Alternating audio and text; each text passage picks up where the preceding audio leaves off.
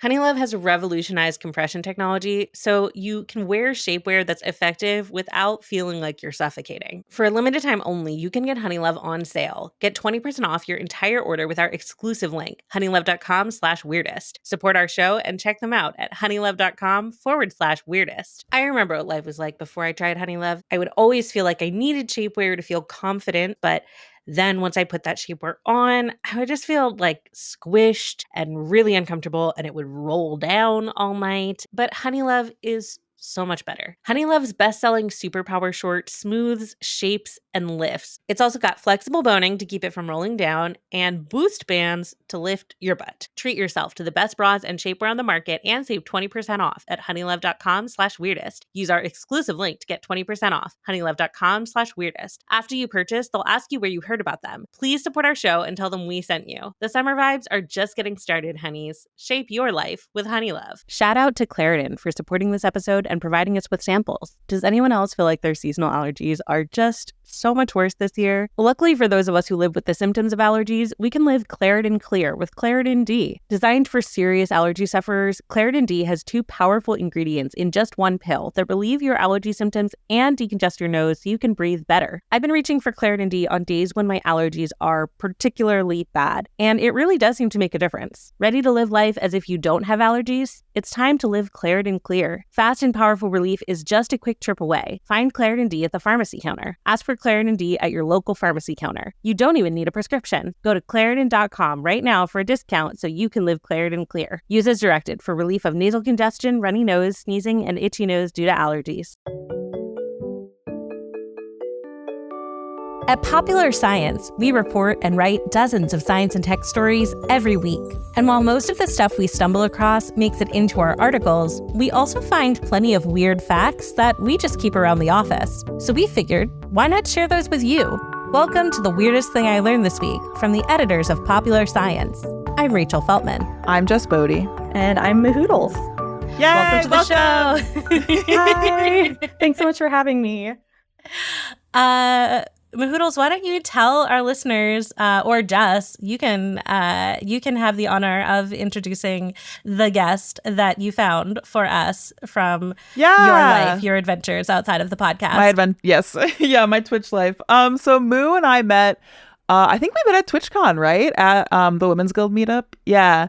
So we're both members of the Twitch Women's Guild, and Moo does really, really awesome science content on Twitch. So I would love if you would tell our listeners all about it. Oh, I would love to. So I'm a full-time streamer on Twitch. I have been streaming for a decade now, and I was one of the pioneers of science communication. Yeah. That's so sick. Congrats. Oh, thank you. I appreciate that. Thanks so much. Yeah, so I helped pioneer science communication in the science and technology category. And I have just always been such a huge nerd for a bunch of things. We generally cover current news in space and astrobiology.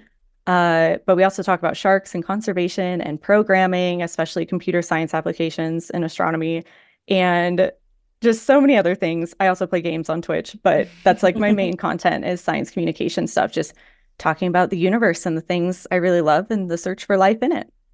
Amazing. Love that. Thanks. Well, and also speaking of platforms other than wherever you get your podcast, listeners, I finally, after like 6 years, got around to, I had to think about it. Is it 6 years? Yes, it's 6 years that this podcast has existed. Got around to making a subreddit for The Weirdest Thing I Learned This Week. So now you can find that. I link to it in my Patreon. And also, if you search Weirdest Thing on Reddit, maybe some other things will come up. But the one that has me all over it is the one that I started. So come hang out there. It'll be fun. Let's get into the show. So on The Weirdest Thing I Learned This Week, we start by each offering up a little tease about some kind of fact or story that we found in the course of reading, writing, reporting, etc., and decide which one we just absolutely have to hear more about first. Then, once we've all had a chance to spin our little science yarns, we reconvene and decide what the weirdest thing we learned this week actually was, but not really. I just don't ever want to rewrite the intro. Everybody wins here, or no one wins. No, I think the vibe is that everybody wins. Jess, what's your tease? My tease is I'm going to talk about my favorite little guys who sit on rocks and sing. Oh wow. So many kinds of little guys that could be. I'm really excited. It's true. That's very true. Moo, what's your tease? Somewhere in our solar system, something is spewing out water at a rate of 79 gallons per second. And that's not even the most fascinating thing about it. Ooh. Yo. That's a lot of water. Not on Earth, I assume. Nope, not Earth. This is intriguing. That would be I'm a so real excited. A real trick question to be like, where in the universe Yeah. is all this water happening? And then it's just Earth. Yeah. My tease is that scientists accidentally found out that some bumblebees can hibernate underwater without drowning. I feel like can hibernate implies not drowning, but I still feel like I should specify they come out of it, they don't drown. I'm intrigued. Well, I'm very excited to talk about that, but I must know of which little guys you speak, Jess. Yes. So please, totally would fair. you jump in first? It would be my honor. Okay, I'm moving my notes over here. All right, so lately I've just been obsessed with these little furry guys called Hyraxes. Have y'all heard Legend of the Hyrax? Are you already looped in? No. Oh, this is great. Okay, good. I get to enlighten you. So Yay. I had heard about the Hyrax a little bit just like throughout my science communication work, science journalism work for forever. But lately they've been kind of creeping back into my Instagram Discover page. So like accounts like Hyrax.fan account, Hyrax Hub, Hello Hyrax, Hyrax Heaven, and Hyrax Hell. Wow, incredible. You should really check them out. They're having a moment. Or maybe they've always been having a moment. Maybe they are the moment. I don't know. But lately they're on my FYP on Instagram specifically. And so yeah, listeners, if you already know what this creature is, then you also understand. But if you don't, they're like small furry mammals, like kind of the size of a big guinea pig. So they're not huge. They're like a foot or two long, weighs about 10 pounds. So yeah, just like little guys. And they have these continually growing incisor teeth, like a rodent might have. And in a lot of pictures, they kind of look like they have these like two fangs, like tusks. Aww. It's very cute. It's very, very cute. And so, yeah, the teeth thing might make you think that they're rodents. But, dun, dun, dun, they're not rodents. So take their feet, for instance. They have stubby little toes, like fat, chubby, stubby toes. Not rodent-like, and their nails are almost hoof-like. Wow. If that gives you any clues. Weird. And they have like one little claw on their innermost toe for grooming and like scratching their itches, which I think is really cute and you know, useful. And the bottoms of their feet are rubbery to grip different surfaces because they climb rocks and trees. Speaking of, there are 6 species of Hyrax. And the different groups are bush Hyrax, rock Hyrax, and tree Hyrax. The first 2 live on rocks and like in fields. And they're active during the day and they live in little communities. They can actually live in groups of like up to 80 if there's enough space. So they have like little Hyrax neighborhoods. But tree Hyraxes are nocturnal and solitary, which I think is like so weird and funny. Because they're like these dark horse Hyraxes, like very edgy, just living in the trees, only coming out at night. But yeah, anyway, today we're going to talk about rock Hyraxes, the daytime ones with the friends. And these are the ones that sing songs, as I mentioned in my tease. And we will get back to that. But first, I want to clarify what I mean when I say they're not rodents. So Rachel and Moo, do you guys have a guess for what like animal group they belong to? Well, you said that they have like hooves. Are they ungulates? Yeah, they That's are. so weird. Their closest. I would living not have gotten relatives- that. I know. It's Well, I was they're gonna so say weird. They're just like little marsupials, but then I was like, that's a good guess. the hooves. Yeah. I need you on a trivia team. Oh my gosh. Oh, I am either really, really good or really, really bad at trivia. Yeah, I same. have like a lot of deep knowledge about very few things. It's really same. same. It's really a crapshoot whether I'll be the absolute ace in the hole for the trivia team, or I'll be like, I don't know anything that they're talking about. Yeah. Fair. Yeah, same. We did win science trivia though, Rachel, didn't we? Yeah, it's what true. was that thing we won? Do you have the trophy somewhere? It's somewhere, but it's not next to me. I think it's in Yeah. our home office. I was theoretically supposed to return the trophy because they were going to reuse it every year. And I did once, and then we won it again that year. But then the pandemic happened, and I still have it because nobody's made me give it back. It's a 3D printed bust of Ira Flatto's head. So- Right. Oh, because it was the Science Friday trivia, right? That's what it was. That is awesome. We're champs. Anyway, yeah, so they're ungulates, and they're most closely related to elephants and manatees. Wow. Which is Whoa. so weird. And that's like a big reason of why I love Hyraxes so much. And once you see the pictures, I mean, come on. But yes, the singing. Why do they do it? When do they do it? I will set the scene. So picture this. Little cave burrow, rocky cave burrow. The sun is rising up over the horizon. Cute little male Hyrax emerges, perches on a rock, and begins to sing. Oh. Now, to humans, this might not be the prettiest sounding thing. It's not a song that perhaps we would imagine. Art is subjective. Yes, you're so right. You're so real for that. People compare their songs to a hyena cackle combined with nails on a chalkboard. I was going to ask if you were going to sing an example, and now I don't know if I want to hear that. I don't know if I physically can, but now I feel like I should try. But yeah, I'll post examples on popsci.com/weird as always, so y'all can be the judge of that. But yeah, so to us, art is subjective, of course, maybe not like a human oriented song, but the female Hyraxes love it. They eat it up. Because yes, this is a courtship and mating song. So really, although they might not like sound like especially musical to us humans, these songs are like actually like scientifically remarkable. So researchers were drawn to look at them because of their complex rhythms and the way that they build and like will crescendo over time and have this sort of like climactic finish at the end. So that's why they say that these songs are strangely human-like. Like they sound kind of weird, but if you look at the whole thing, it really does build like a real song might. So, and this like I love ballad. Yeah, literally though. Sorry. That's actually what it is. That's so cute. It's incredibly cute. And I'll get to this more later, but I love that this is what they do instead of like fighting with each other. Like they don't fight for male dominance, they sing. Aww. And I think that's great. So yeah, like I mentioned, singing a good song is super important for a male Hyrax.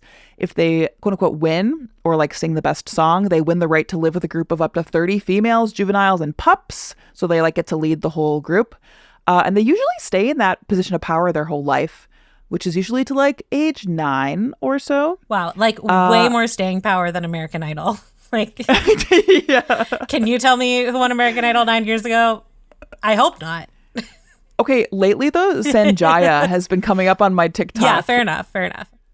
And like that was something that really brought me straight back to my middle school era. The Hyrax of American the Idol. American Idol world. Yeah, pretty much. But yeah, so these Hyraxes will like be in control or like be like the king of their community for their lives usually, but sometimes a bachelor Hyrax can come in and be like, I'm a better singer, I'm overthrowing you, if the song is good enough.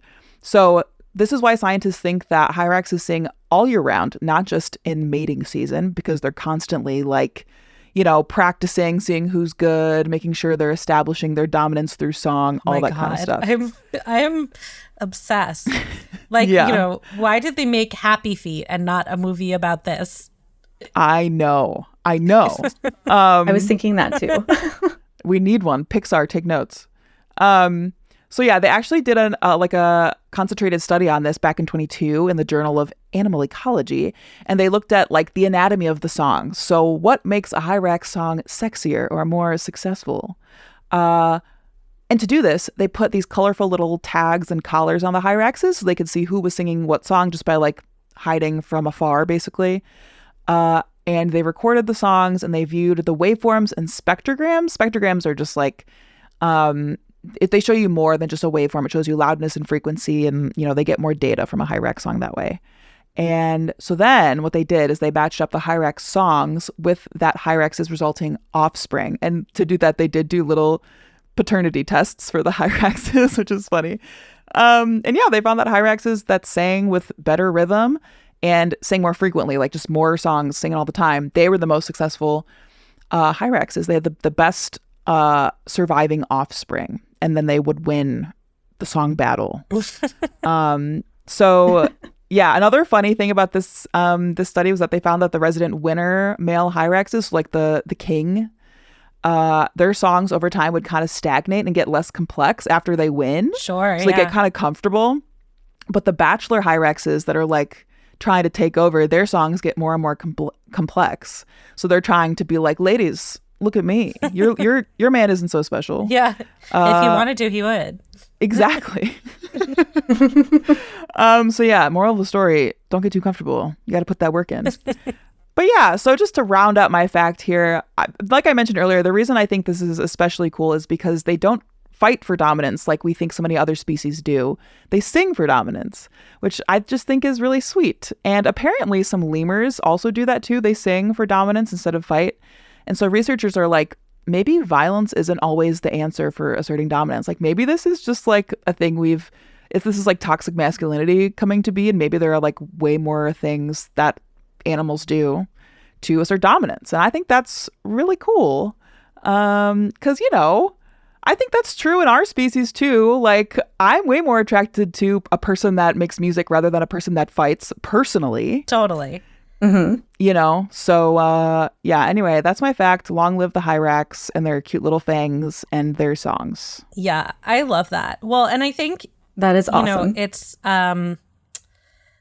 like obviously we can see as modern humans that like just throwing the best punch is not like the way you succeed as a masculine person.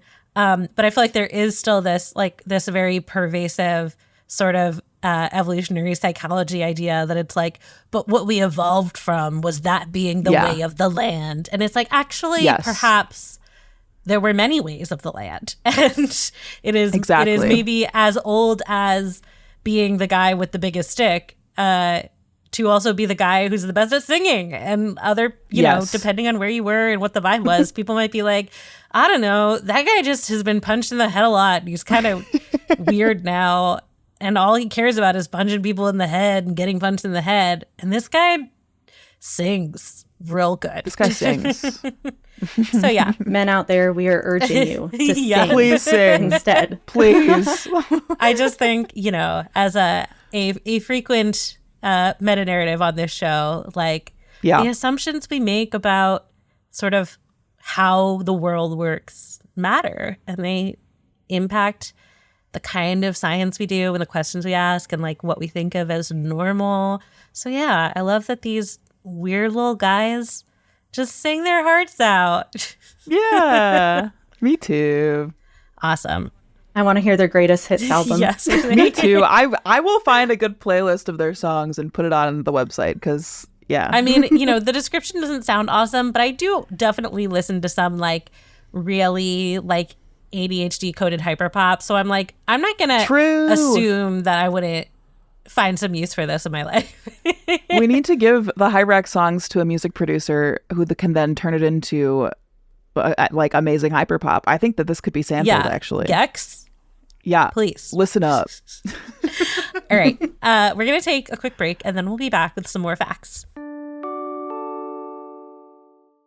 Summer may not technically be here yet, but I mean, tell that to my sweaty face. Anyway, maybe you're spending your summer going to weddings and vacations and swanky social events. That's where today's sponsor can really come in handy. Honeylove has revolutionized compression technology, so you can wear shapewear that's effective without feeling like you're suffocating. For a limited time only, you can get Honeylove on sale. Get 20% off your entire order with our exclusive link, honeylove.com/weirdest. Support our show and check them out at honeylove.com/weirdest. I remember what life was like before I tried Honeylove, though I try not to think about it. I would always feel like I needed shapewear to feel confident in special occasion clothes, but Then once I put that shapewear on, I would just feel like squished and sweaty and really uncomfortable, and it would roll down all night, and then I would have to go to the bathroom. That would be a whole production. But Honeylove is so much better. I don't wear shapewear very often now, but when I do, I know I can reach for Honeylove and I'll be comfortable while getting all of the results I'm looking for. Honeylove's best-selling Superpower Short smooths, shapes, and lifts. It's also got flexible boning to keep it from rolling down and boost bands to lift your butt. So really, what can't it do?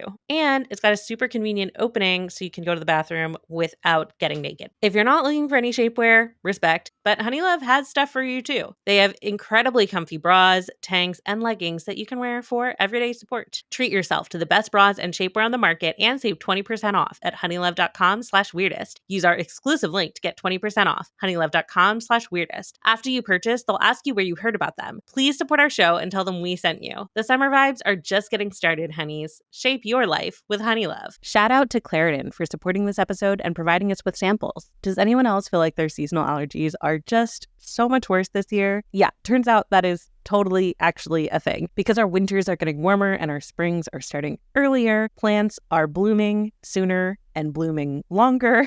And there's also a bunch of other stuff about the weather and climate that's adding to the pollen in the air. So yeah, if you are as miserable as I am, sorry. Luckily for those of us who live with the symptoms of allergies, we can live Claritin Clear with Claritin D. Designed for serious allergy sufferers, Claritin D has 2 powerful ingredients in just one pill that relieve your allergy symptoms and decongest your nose so you can breathe better. I've been reaching for Claritin D on days when my allergies are particularly bad, and it really does seem to make a difference. It keeps me from getting stuck in the cycle of allergies, followed by a cold, followed by more allergies, followed by a sinus infection, by actually decongesting me. Ready to live life as if you don't have allergies? It's time to live Claritin Clear. Fast and powerful relief is just a quick trip away. Find Claritin D at the pharmacy counter. Ask for Claritin D at your local pharmacy counter. You don't even need a prescription. Go to Claritin.com right now for a discount so you can live Claritin Clear. Use as directed for relief of nasal congestion, runny nose, sneezing, and itchy nose due to allergies.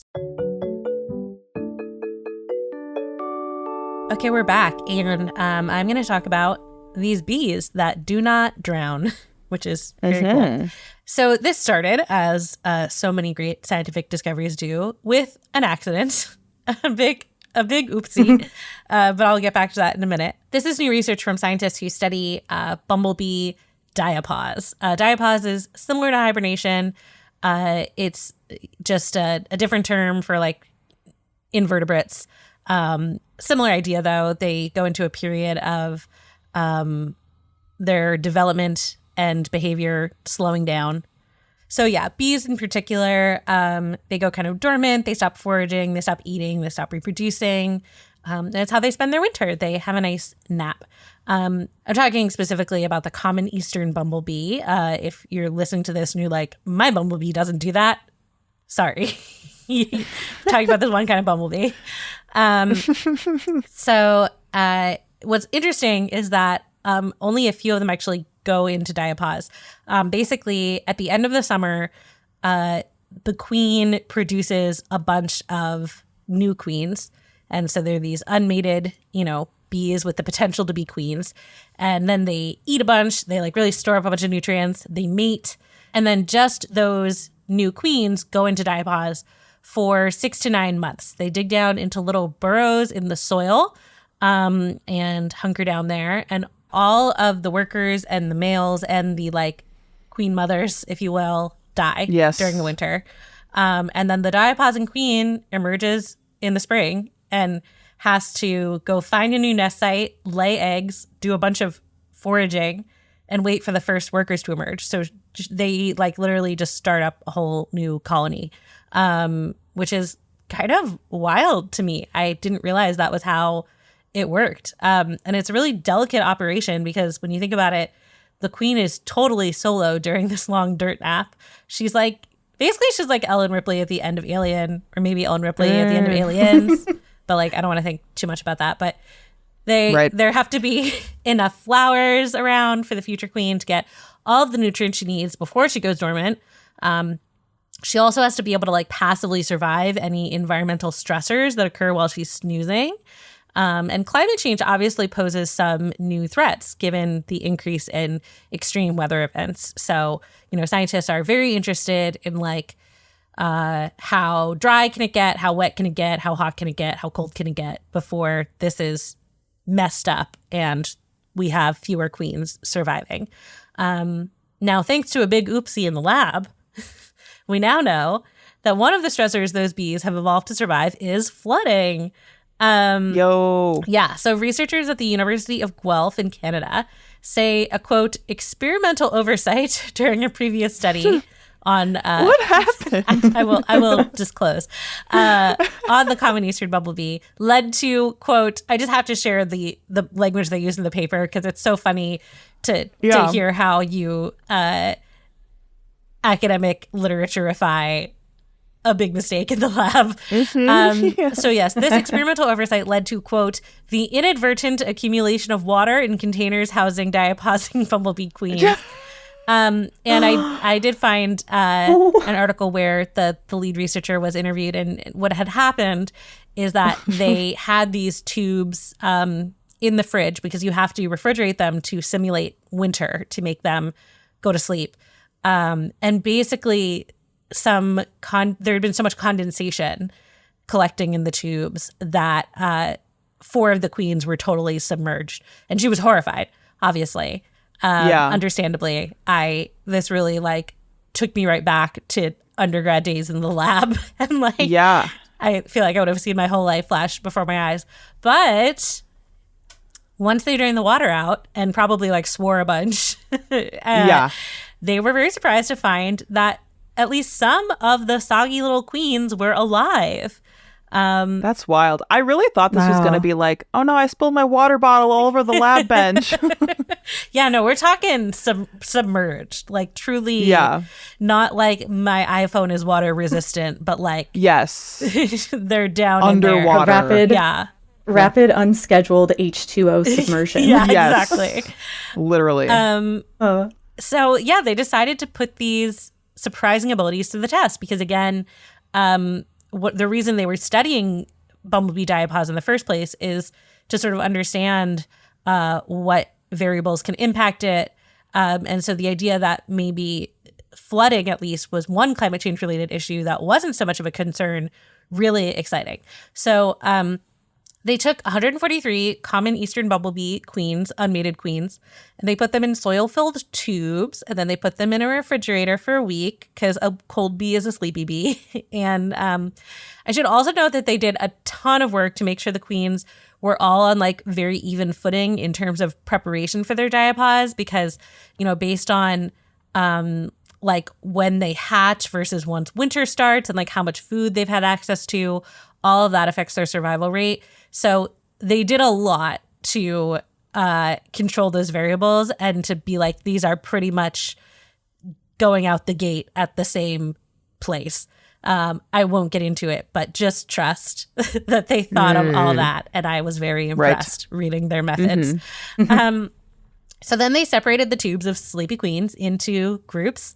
They kept 17 of them dry to serve as controls. And then the other 126 had cold water added to the tubes. So half of those submerged bees were left to just like float naturally on the top of the water, just bobbing.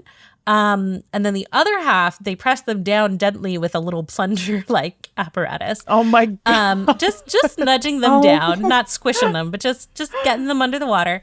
And then they were left in those conditions, plus the cold, because they wanted to keep them in winter mode. You didn't want to be suddenly warming up and waking up in the water for 8 hours, 24 hours, or 7 days, because they wanted to simulate different potential like real world flooding scenarios. So everything from a heavy rain just kind of soaking the soil for a bit to a flood totally inundating the area where the bees were.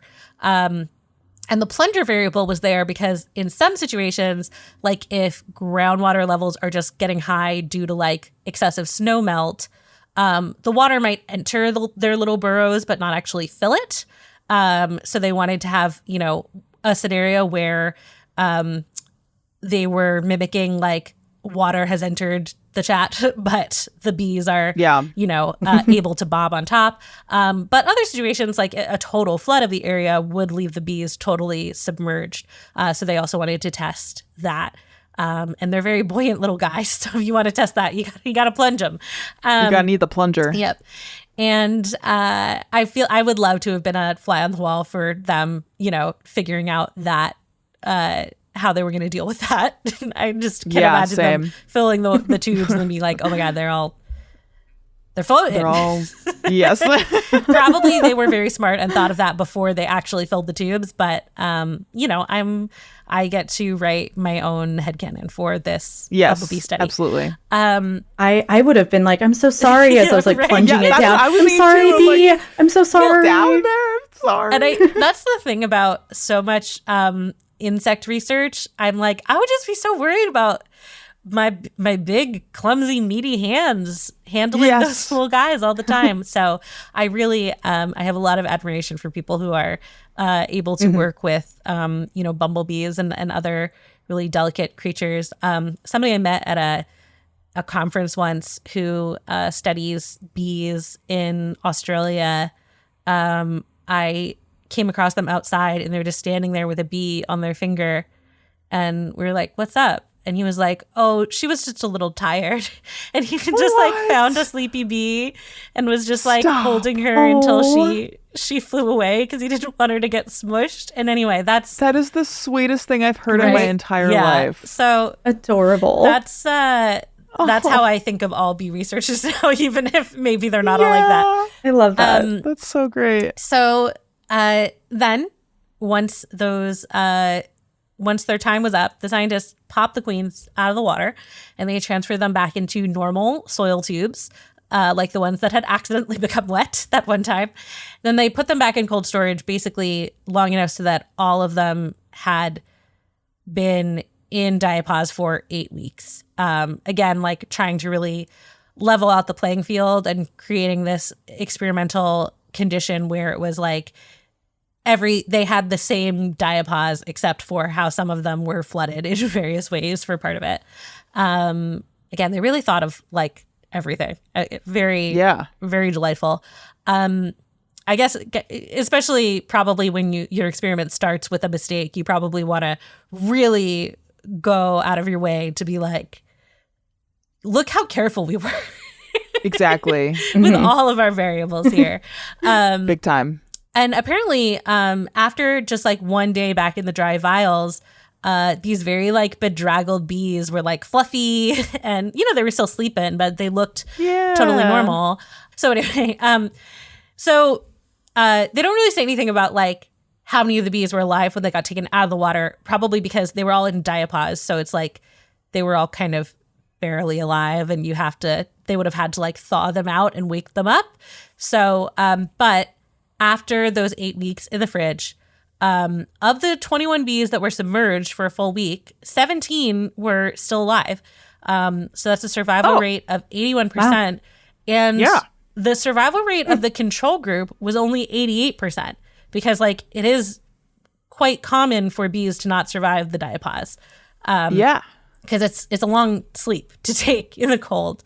So, obviously this is a preliminary study, but it does seem like at least a week of being underwater doesn't have a huge impact on the likelihood that these bumblebees are going to survive to come out and start laying eggs and find a new place to have a hive and all that good stuff. And, they noted they don't have any data on how this might affect their, egg laying prolificness or their ability to find a new place for a hive. All of that is stuff that, they would have needed to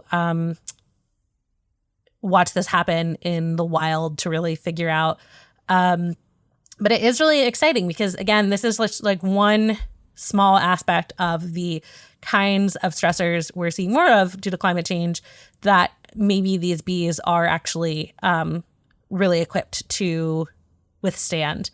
They're not sure exactly how this is happening. They definitely are gonna try to figure it out.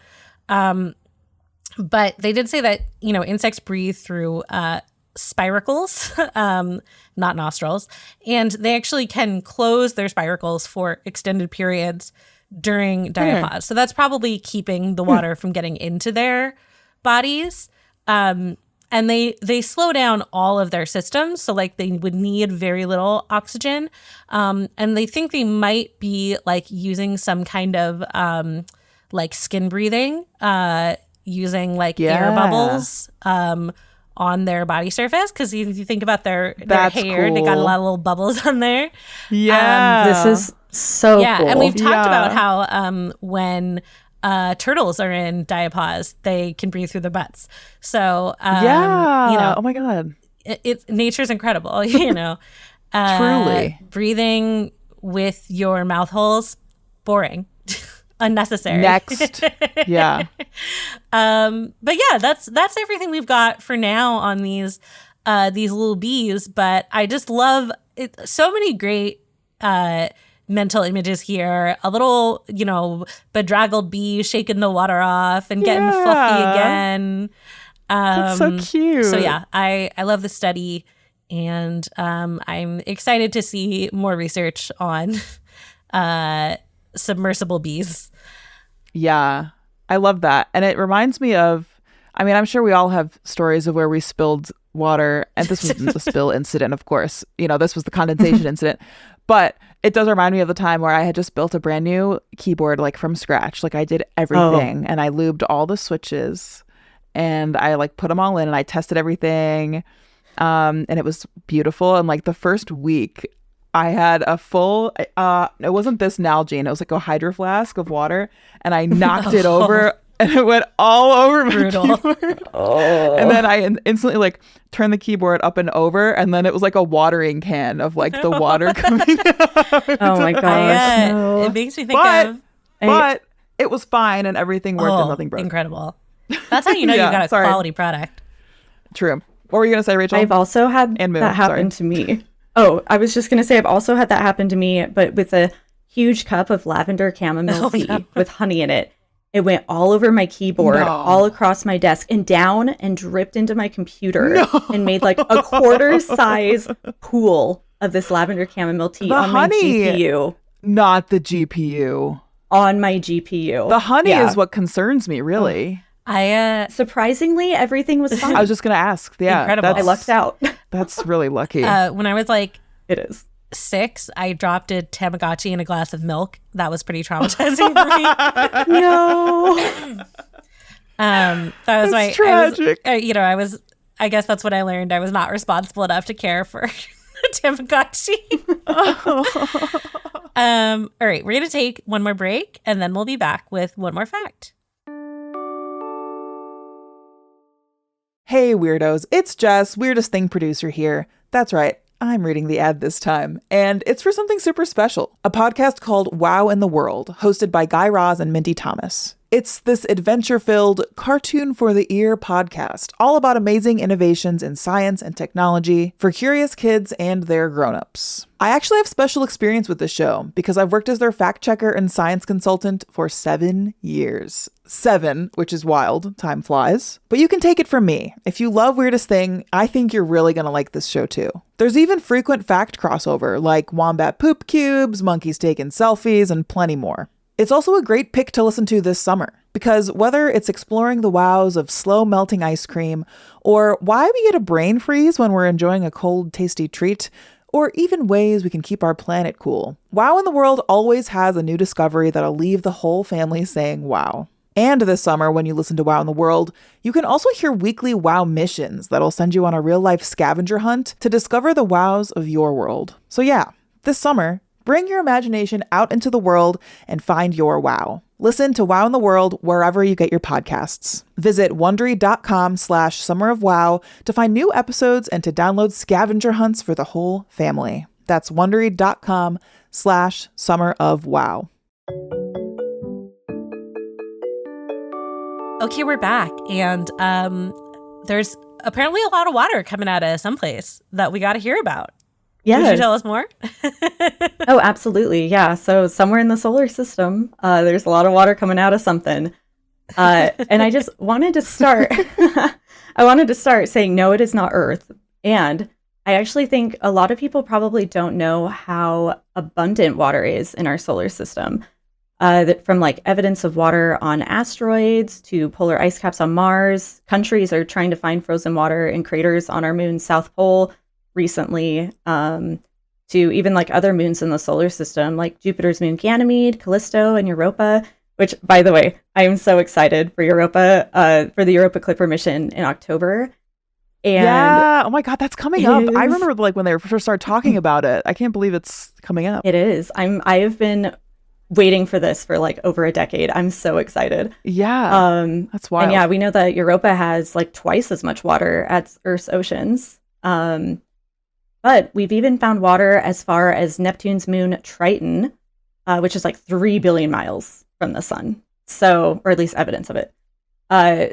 So I wanted to focus today, though, on my favorite watery world, which is Saturn's moon Enceladus, because I think it is the best place in our solar system to search for life outside of Earth. Huge. It is. It's so cool. So, so I have a little info on Enceladus. It's about 300 miles in diameter, which is smaller than Texas, by the way, diameter. I was going to say, that's little. It's really small. Yeah. So like Texas width and height, this is like smaller than that. I had no idea Enceladus was so little. Yeah, it's tiny. Not the smallest moon in our solar system, but it's pretty small, and it's like 4% of the size of Earth as well.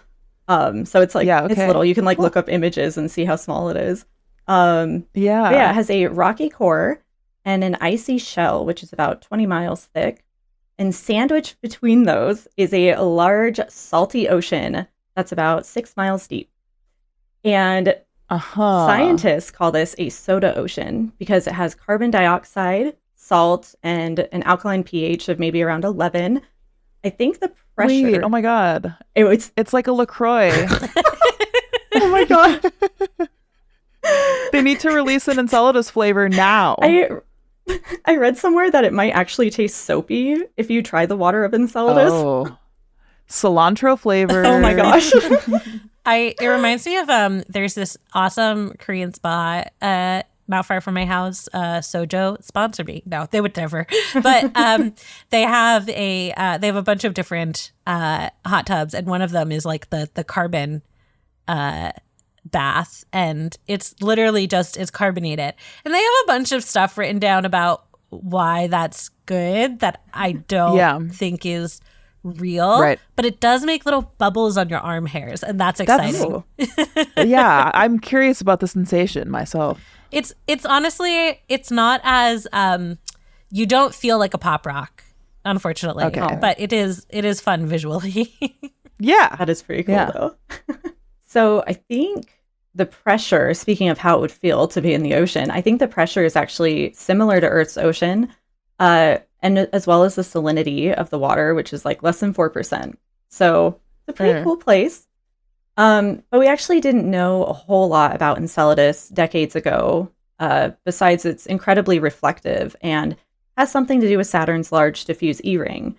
So NASA, the European Space Agency, and the Italian Space Agency teamed up on the Cassini spacecraft and sent it out to the Saturnian system to learn more about Saturn, its rings, and its moons. And it was there studying it from like 2004 until 2017 when it plummeted into Saturn to end the mission. Yes, I cried multiple times. Yeah, dude, that feels like a lifetime ago. Remember Cassini? Cassini was really clutch. It was amazing, and I cannot wait to get into some of the really amazing things that we've learned from it too. Yeah. I do want to note that Cassini wasn't designed as a life detection mission, but it was able to examine gases and carbon compounds, and I will get into this stuff soon. But in 2005, Cassini detected water plumes erupting from cracks on the crust of Enceladus's south polar region, which are called tiger stripes. And these spew out ice particles, water vapor, organic chemicals. But last year, in 2023, the James Webb Space Telescope took a look and learned that there is a water vapor plume spanning more than 6,000 miles out from Enceladus. That is 20 times the size of the moon. It's so little, and it's shooting stuff so far. Yeah. 20 times the size of the moon, just out into space. It is yeah, it is spewing. I can't even. And the rate at which the water vapor is gushing out is about 79 gallons per second. Wow. Yeah. There it is. There it is. The culprit. Yeah. And so 79 gallons a second spewing out more than 6,000 miles. It's just, yeah, it's super impressive. So at 79 gallons a second, it could fill an Olympic-sized swimming pool in just a couple of hours. Wow. That's wild. Yeah, it is really gushing out. So maybe you're going to get to this, but how? I mean, that's a good question. What is the pressure coming from? You know what I mean? Maybe we don't know yet. I mean, I guess I'll get to it. There's a bit of different things going on. There's a bit of different things going on. If I don't directly answer it, I'll make sure to. No worries. Yeah, no worries. It is, yeah, it's just super fascinating. So essentially, this solved the mystery of like Saturn's diffuse E-ring. And with the JWST data, we confirmed that Enceladus has created a torus, which is a donut shape of water vapor around Saturn. And about 30% of that water vapor actually stays in that donut-shaped ring. And the rest, about 70%, spreads over the rest of the Saturnian system and beyond, which is like really intriguing to me because I'm like, what is in that water? What is in that water? So let's do a little deep dive into that. Pun intended. So we know that Enceladus is venting the materials from its plume into Saturn's E-ring, making up the primary composition of it. And so we were able to learn a lot about the subsurface ocean as well, just from Cassini flying through that ring. So by analyzing the composition of Saturn's E-ring using Cassini's mass spectrometer, scientists found molecular hydrogen and also a certain type of silica particle that can only be formed where liquid water and rock interact at temperatures above 200 degrees Fahrenheit. And there's only one place on Earth where this type of particle could have formed, and that's hydrothermal vents. So I see where they're going. Yeah, with this. so this is where that is coming from for sure. Yes. So other than the hydrothermal activity, we really don't know how the silica particles could have formed. So this is like incredibly good evidence for there being hydrothermal vents on Enceladus, which is really exciting because hydrothermal vents are one of the places that we think life could have originated on Earth. So you might be thinking, whoa, wait, what? Origins of life, there's a lot of water on Enceladus, like what is needed for life? CHNOPS. Which is an abbreviation for carbon, hydrogen, nitrogen, oxygen, phosphorus, and sulfur. So, and along with water and energy, are foundational to biochemistry on Earth. So essentially, we need liquid water, these chemical ingredients, and chemical energy, like hydrothermal vents provide, in an environment for life to form. And Enceladus has all of these. This seems extremely promising. Right, though? Like, this is one of my favorite things to talk about. Like, it is so exciting. It is. So phosphorus is the rarest of the 6 elements that I just talked about that life as we know it depends on. And once again, scientists used Cassini data and analyzed it just last year in 2023 and found phosphates. So all of the CHNOPS have been found, which is exciting. And the amount of phosphorus in Enceladus's ocean is at least 100 times higher than the amount in our oceans on Earth. Dude, whoa. There's got to be something cooking over there. Right, though? I mean, I know. I would hope so. Later in December of 2023, there was another first-time discovery in the plumes of Enceladus. Of course, those plumes are 6,000 miles, 79 gallons a second, gushing out into the rings.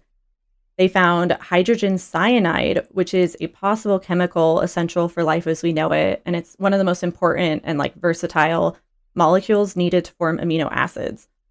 Really? Cyanide? Hydrogen cyanide. Well, hydrogen cyanide. Yeah. Oh, I did take biochemistry back in the day, but I hear cyanide. I'm like, that's poison. That's what I thought at first too. I was like, wait, hold on. The scientists also uncovered new evidence for a powerful source of chemical energy in the form of like several organic compounds, some of which on Earth like serve as fuel for organisms as well. So the more energy available, the more likely that life might proliferate and be sustained. So essentially, we have an idea about how complex biomolecules could form there and what sort of chemical pathways might be involved. And we can test these out in a lab here on Earth, which is just so cool. Yeah. So does that like let them see what life might even like look like or something like that, at least molecularly?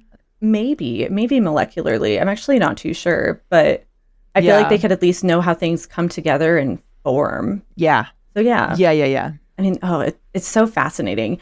And there's so much more that I could mention about all of this too. But like, everything that we have learned about Enceladus, as far as I know, really points us in the right direction for an environment that can harbor life. And it adds another piece to the puzzle of one of humanity's greatest questions of, are we alone in the universe? And like, imagine answering that in our cosmic backyard within our own solar system. And there are so many great places to look besides Enceladus as well. I really hope that we can prioritize and fund more space missions to get to Enceladus and elsewhere to like check it out and know for sure. And obviously, everything I just went on about here does not mean that there is life on Enceladus. I need to say that. Important to note. Yeah. But it does mean that it's a really fantastic place to look since it has everything needed to harbor life as we know it. And that is probably one of the most fascinating things I have ever learned in my life. But the rate at which it is spewing out water is also really weird and interesting. So yeah, next time you eat a donut, think of the shape of water vapor making up one of Saturn's rings. And yeah, thanks to its moon Enceladus. Big time. Yeah, hearing like the water spewage number like really puts it more into like perspective for me, you know? Like you always hear about, there's this crazy stuff happening over on this planet's moon, but like hearing the water and like these tactile facts, I'm like, oh, that's like for real. Yeah. There's a lot of energy, a lot of things happening. It's a really awesome place. Well, and I feel like, you know, when I hear like astrobiologists talk about Enceladus, it's like they're very, very careful to not expect multicellular life. But I feel like the vibe at this point is like all of this stuff is there. So if there isn't like at least some kind of single cell organism, that's like weird and sort of raises more questions than it answers. Like, sure, for why, you know, like why isn't why there? us, not them? So I'm like, I'm very excited about it, you know, because, you know, as much as I would love to find a peaceful civilization of like sentient squids, more sentient squids rather. We have sentient squids on Earth. But as much as I would love that, you know, I know that what is far more likely is like we found a slime mold in the water, which will also be awesome. But then if we don't find that, but we're right about all of the chemical signatures that are there, that's like, okay, well, now we got a whole rabbit hole to go down. Right, exactly. Yeah, there's definitely a lot to learn either way, but yeah, I really hope we can send stuff there soon to like know for sure. Me too. Now I'm like all amped up. I want to know. Right? I want to know. Yeah. We can settle for the Europa Clipper, I guess. Yeah, I'm so excited for the Europa Clipper. And then if I think too long about how long it's going to be before we get data from it, I'm like, oh no. Wait, how long is it? So it's launching this October and it's getting to Europa in like 2033. Right. I was like, I thought it was about a decade. 32. It takes a while. Man. Yeah. It's like, I think it's traveling for like 6 or something. Now I don't remember, but yeah. Europa's pretty far. I concede that point. So and the thing about the Europa Clipper, like I'm really excited for it, but it does not have like a lab on a chip life detection machine either. So we'll learn a lot about it, but we won't be able to like completely confirm life. Although some of its instruments, like I think the Cosmic Dust Analyzer, might be able to find things that could seem like life, but it's still not like conclusive enough evidence, even if it does, to like say it's life. So Sure. yeah. I'm impatient. Well, lots to look forward to. It is definitely so a lot true. to look forward to. And just learning more about these watery moons and stuff in our solar system where life could exist is the coolest, in my opinion. Absolutely. Yeah, it makes me want to watch Interstellar again, which I heard was returning to IMAX. Is that real? I need to look into that. I don't know. I also heard that. That sounds familiar. Yeah. Well, anyway, great movie. Good time to rewatch it. Yeah. Thank you so much for coming on. Would you remind our listeners where they can find you? Oh, thank you so much for having me. It was so fun. Yeah, everyone can find me on twitch.tv/Mahoodles, MOOHOODLES. I also have, all of the other social platforms, TikTok, Instagram, YouTube, Twitter, blah, blah, blah. But yeah, I'm live every Monday, Wednesday, Friday at 7 p.m. Mountain Time on Twitch. And I love to talk about all of this. So come ask me questions about Enceladus if you want. The Weirdest Thing I Learned This Week is produced by all of our hosts, including me, Rachel Feltman, along with Jess Bodie, who also serves as our audio engineer and editor extraordinaire. Our theme music is by Billy Cadden. Our logo is by Katie Beloff. If you have questions, suggestions, or weird stories to share, tweet us at weirdest_thing. Thanks for listening, weirdos.